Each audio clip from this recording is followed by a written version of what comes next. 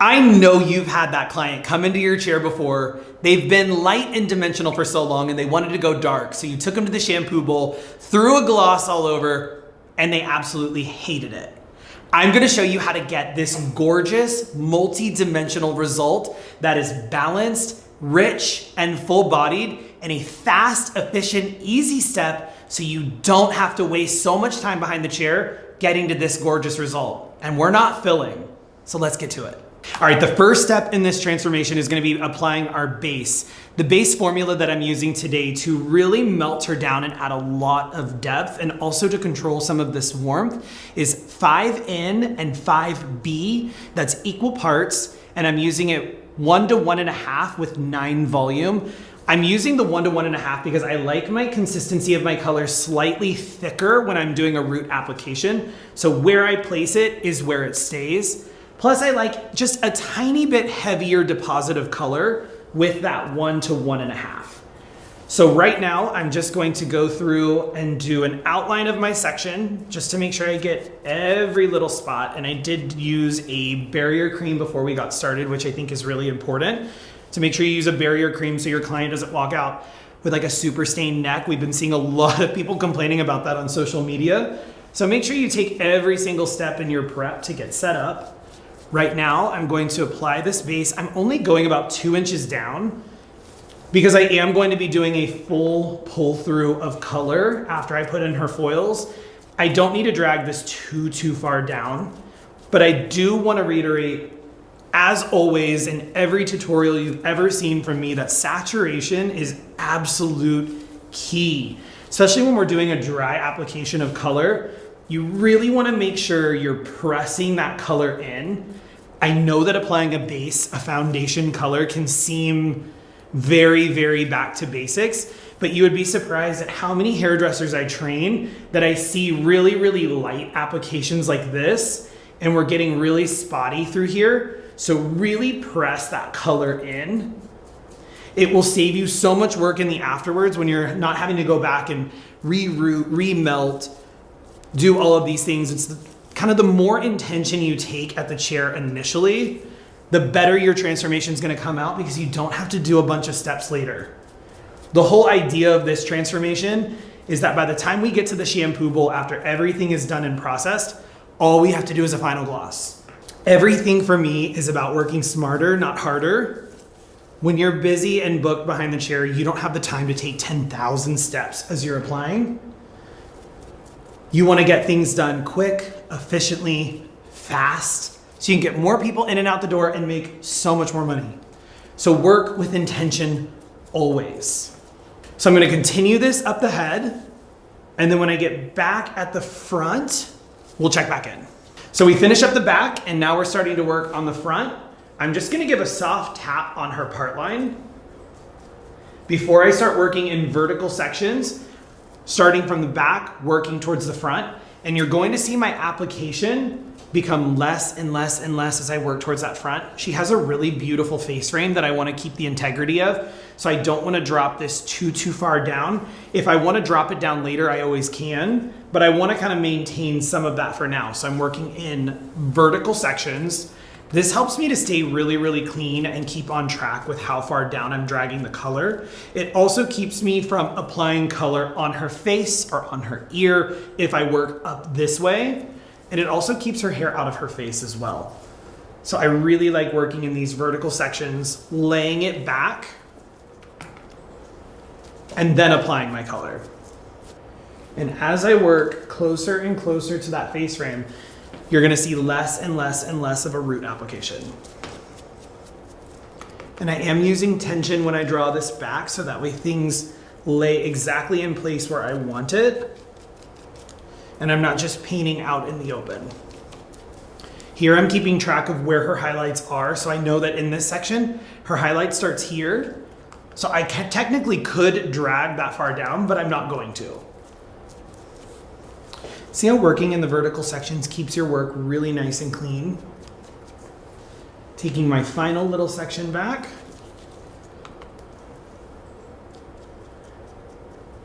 And make sure that I get all of her little baby hairs.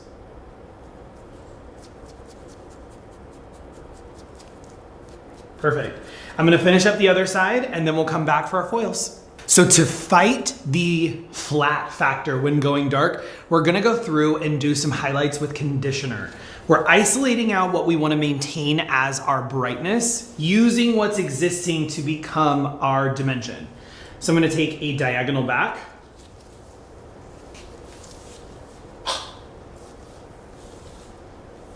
And I am combing this base down. Pick up pretty nice chunks from the interior, and then I'm going to give this a pretty good push up. And we're gonna address this tease later.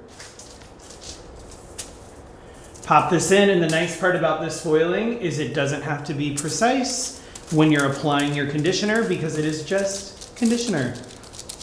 Although these strands are gonna get a nice conditioning treatment for the next 30 minutes. So if you wanna saturate it really well, you can, but it doesn't have to have like a V or a W as if you were doing your lightener. So you can kind of speed through this, which makes this a pretty quick application behind the chair. So I'm gonna be working in diagonal backs, up the back of the head with some horizontal pieces for connection. And I like to work up the back of the head cohesively so that way everything stays balanced and perfectly mirrors itself versus doing like one side all the way up then coming back. It's hard to match. Taking my nice little chunkies here from the interior, going from pretty far down, giving that a nice solid push, pushing that up, getting some nice solid tease, and then going in with my conditioner to isolate this out. And this will gloss later.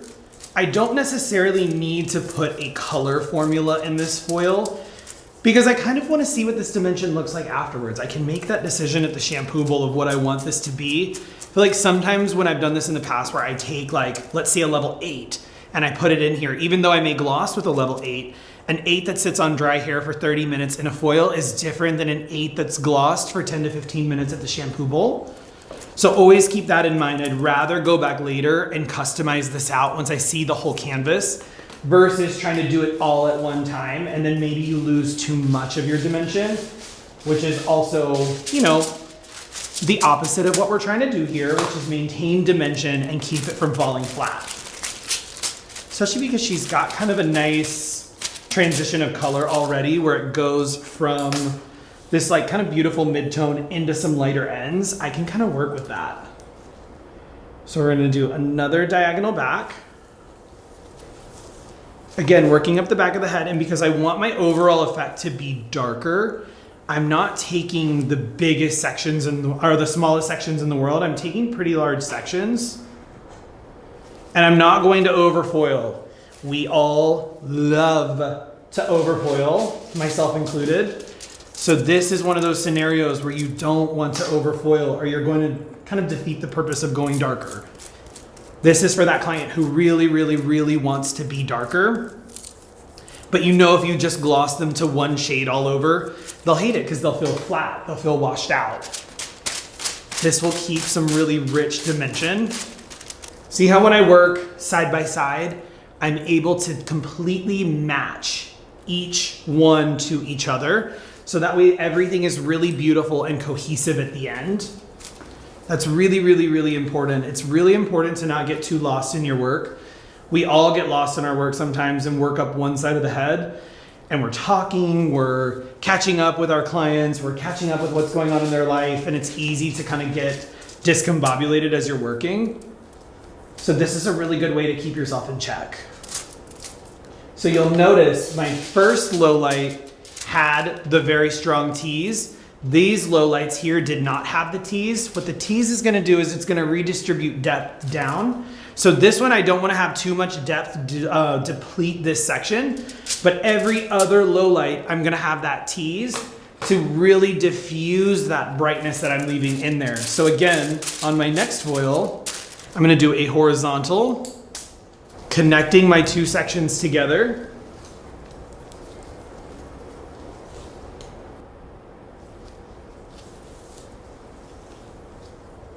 And I will do a really nice push.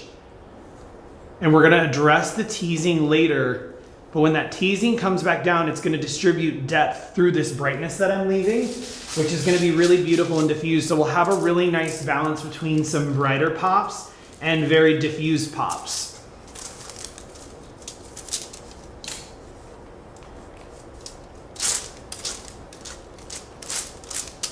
I'm gonna keep working up the back of the head, like 1 or 2 more foils, and then we'll meet in the front.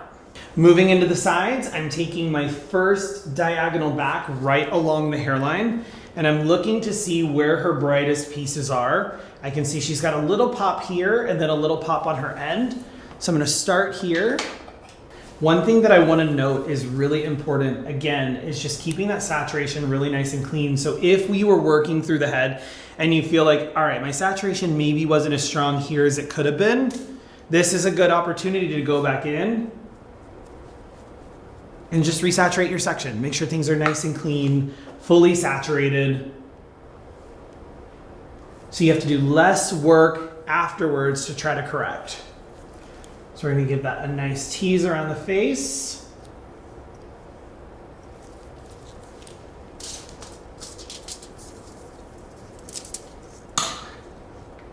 Still going in with our conditioner.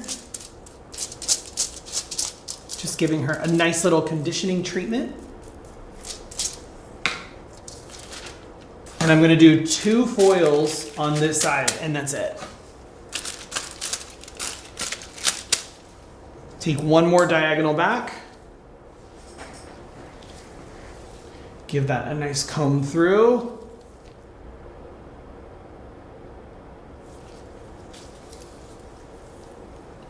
And for this one, just like we did at the bottom, we alternated between tease and no tease. This one will have no tease. And then we're going to do this a little bit later, but I did want to show you a little option that you can do here as well. If you do want to create a little bit further melt between the conditioner and the base color, you can take a tiny bit of that base color and just drag it down. The conditioner will act like a little bit of a buffer, creating a soft transition between the base, the mid area where that transition will be, and the conditioner on the ends. There's also a fast way to do this later that I will also show you. So I'm gonna finish the other side and we'll come back for the top. I think we're all in a place where our money pieces are softer than they've ever been. We're kind of moving away from that super big, bold pop. So what I'm gonna do on her face frame here, so I'm gonna take this very first section, and I'm gonna give it a pretty full tease, pushing this up so that way when we drop everything back down later, this tease that we are going to color is going to be very soft, very diffused through this brightness here. So I'm taking the whole section, no weave, just taking this whole section in. Again, still with my conditioner. I think it's just automatic habit to want to blend, right? So even though in my mind, I know I'm using conditioner, I'm still like, don't blend, but blend. So the first one was a tease with no weave. The second is going to be the weave.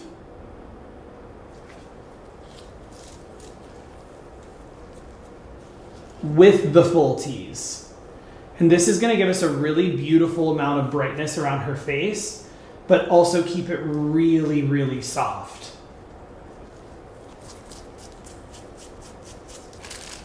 Typically, I like to leave my foils out straight without folding them, but because it's conditioner, I can do whatever I want. So now working into our last couple of foils on the top section, I'm gonna take 1 on each side. And I'm gonna leave a veil on top. So we're gonna do 1 on this side, 1 on the other side, and that is it for all of our foiling. And this is going to be no tease. And again, no tease because I know I'm gonna have my veil laying over this. So I kind of want this to really pop out from underneath my veil. So I want to leave maximum brightness here. And we're talking like maximum brightness. Meanwhile, this is going to be very like close in tonality and level. So it's going to be a soft dimensional pop. And I just wanted to show you guys very quickly. This is what is going to be left as our veil on the top. So this will be the veil. We've got foil on one side, foil on the other side, veil on top. So I'm going to finish this one little foil here and we'll come back for our pull through. Okay, so now is time for our pull through. I'm layering in and I'm going to be melting into my base. This is equal parts 5B and 7B to make a 6B.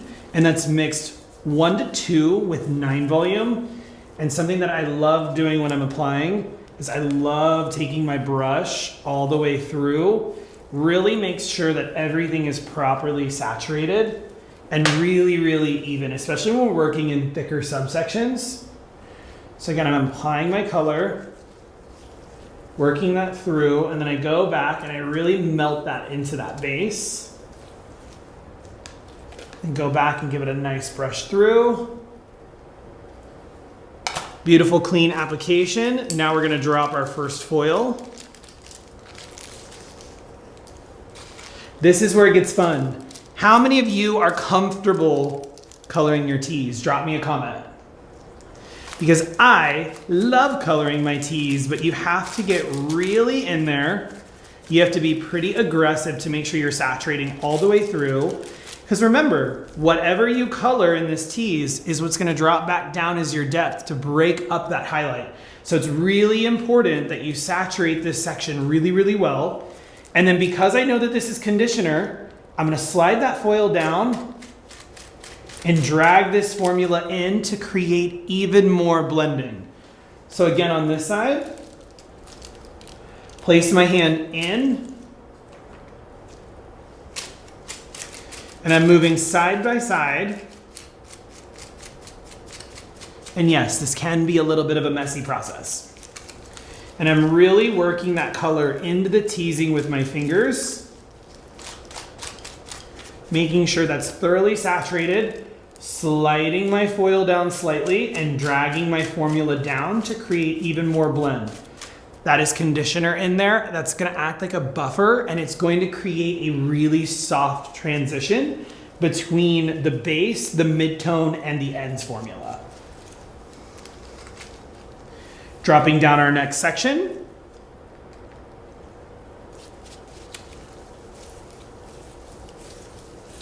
And just dragging this through. Taking my brush, making sure that's saturated all the way through.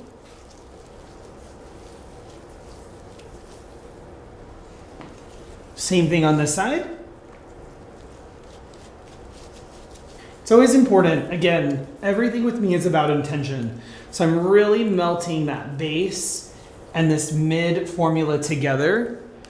They're very, very close in level and tonality, but it's still very important that you melt them together to create transition so we don't have any sharp lines. This was no tease. So I'm just dropping that down and applying this formula right inside. And again, because we're working side by side, I can make sure that my foils are dropped at the exact same amount. So again, it creates the exact same amount of transition. Working through this large section. Again, I wanted to show you the tease one more time. So placing my hand under, working this into my teasing, going side to side. And I'm using my fingers to really make sure that I spread that tease open. This is why it's also important when you're doing your teasing that you don't just rat it up in there and make it impossible to get through. This tease is going to color well and brush out really well. So now I slide my foil down, paint into my foil, and that's thoroughly saturated. So I'm just gonna continue doing this all over the head and we'll come back for my last couple sections. All right, so we're on our last couple of foils right around the face. I'm gonna drag just slightly, lay this all the way back, and I'm just going to paint, again, right into that tease. Make sure I get every single little piece. This is very important. It's right in the front. This is your ultimate blending right against the face. So you wanna make sure this is super saturated. Really work that through with your fingers. Lay it all the way back, and then now we're just gonna drag and saturate.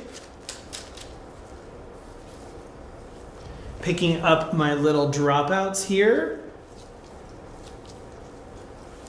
Same thing, drop this back and just paint it. Our very last foil, drag it down, lay it back.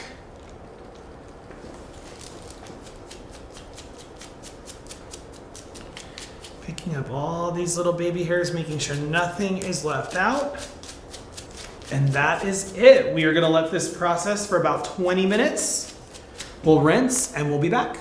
We're back from the shampoo bowl. All I did to prep her hair is I used some of our Porosity Equalizing spray. This is amazing at guaranteeing even color results. But on top of that, we had some teas in her hair that I really wanted assistance getting out, but I didn't want to use any other product. This helps to soften the hair, making it so much easier to detangle that tease. So this is a huge savior behind the chair, especially after you wash the hair. So now I'm gonna go in and apply our all over gloss. There's no root melt, there's no anything. We already did all of that work in our initial application. So now I'm just going in and applying our all over gloss. The main reason for the all over gloss is some of the pieces that we use as her dimension are just a touch too warm. So I wanna refine, add a little bit of control, but also balance my canvas. And I really love a cohesive color story. So I'm using a combination, so it's equal parts of 7NA and 8B. I really love to keep my tones cohesive throughout. So I've used a lot of my B series throughout this process with the 5B, the 6B. Now I'm using my 8B with 7NA. The 7NA is gonna give a little bit of that control to some of those warm pieces. And then the 8B is gonna keep my color story really cohesive and harmonious, which I love doing. I love doing tone on tone transformations. So I'm just applying this basically from, I would say like an inch or so off the scalp down. You could apply this scalp to ends if you wanted to. I just don't think there's a need to because we have that really gorgeous base. This isn't gonna do anything to that base formula. This is really just to get tone on some of those pops that we isolated with the conditioner. So I'm just gonna apply this all over. We'll let this process for about 10 minutes, 10 to 15 minutes, and then we'll be back to show you guys our end result. I mean, are you shook with these end results? It's absolutely stunning. It's so dimensional, but soft, refined, and gorgeous. Just to do a quick recap, simple process. We didn't overcomplicate things. We did our base formula first, which was our 5N and 5B equal parts. Our developer was 1 to 1.5, so we had a little bit more depth and deposit at the base, and so that way our color went exactly where we placed it. Then we did our foils with conditioner, so using her existing lightness to be our dimension. Then when we did our pull through on the tees and everything else, we did 5B, 7B, mixed 1 to 2 with 9 volume, the 5B and the 7B equal parts, so we were targeting that true 6, which looks so gorgeous and beautiful. Then when we glossed everything all over, we did 7NA to neutralize some of her existing warmth, but equal parts to 8B to keep our family story together. That was mixed 1 to 2 with 9 volume. So once again, it's simple solutions for big problems that walk into the salon. Somebody who's wanting to go dark, but doesn't want to fall flat. So I hope you guys like what you saw and learned something today. If you want to see more things from us, make sure you drop it in the comment section and make sure you subscribe to our YouTube channel. I'm Eric Vaughn, and I'll see you next time.